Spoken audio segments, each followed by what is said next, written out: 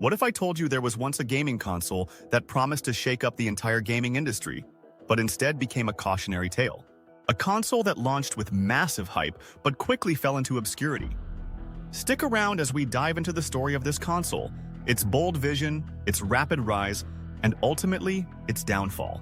Welcome back to the AriBri Channel, where gaming meets marketing. If you haven't already, hit that subscribe button for more in-depth gaming stories.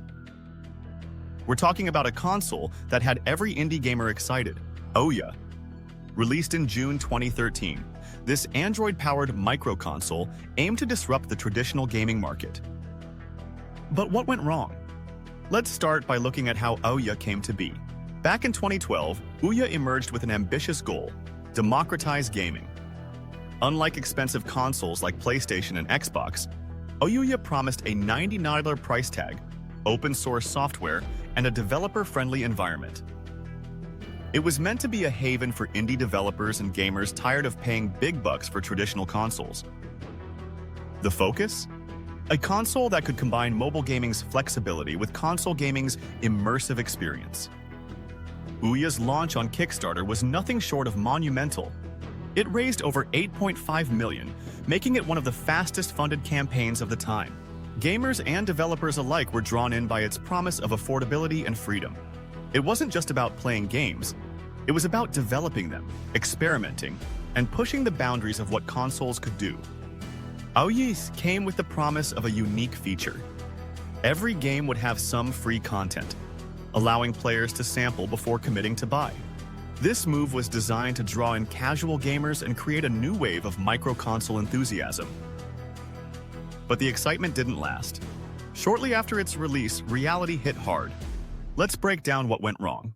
While OUYA was positioned as an indie-friendly console, the reality was a library filled with low-quality mobile-style games. There were no exclusive titles or killer apps to draw in players. Most of the content felt like it belonged on smartphones, not a living room console. The Tegra 3 chip inside the OUYA was no match for the high-performance consoles it was competing with. Many games ran poorly, with choppy performance and lag, leaving gamers disappointed. OUYA's controller, an essential part of any console experience, was widely criticized for being clunky and unreliable. Players complained about its poor design, inconsistent buttons, and general discomfort during longer sessions.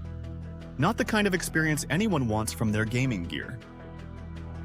OUYA's marketing began with a bang but fizzled out fast. Initially, the messaging was exciting, a $99 console that would challenge the big players. But over time, it became clear that OUYA didn't know who its audience was. Was it targeting casual gamers, hardcore gamers, developers? This mixed messaging created confusion, and consumers began to lose interest. Post-launch, there was little effort to reignite the spark that the Kickstarter campaign had generated. They missed opportunities to engage influencers and streamers, leaving the console buried under the noise of bigger, better-supported platforms. How could OUYA have salvaged its vision? First off, better hardware would have gone a long way. A more robust system could have attracted higher-quality games. Then there's the controller. Partnering with an established hardware designer could have improved its functionality from the get-go. Additionally, focusing on key high-quality indie titles could have saved OUYA's game library from becoming a sea of mediocrity. Clearer messaging and stronger post-launch marketing might have kept consumers engaged, while more strategic partnerships with game developers could have given OUYA the exclusive content it desperately needed. So, what do we learn from OUYA's rise and fall? Vision alone isn't enough. You need solid execution, clear communication, and, most importantly, content that keeps people coming back.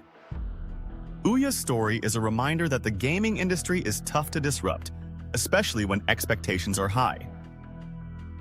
What are your thoughts on OUYA? Do you think it was ahead of its time or just doomed from the start? Let us know in the comments.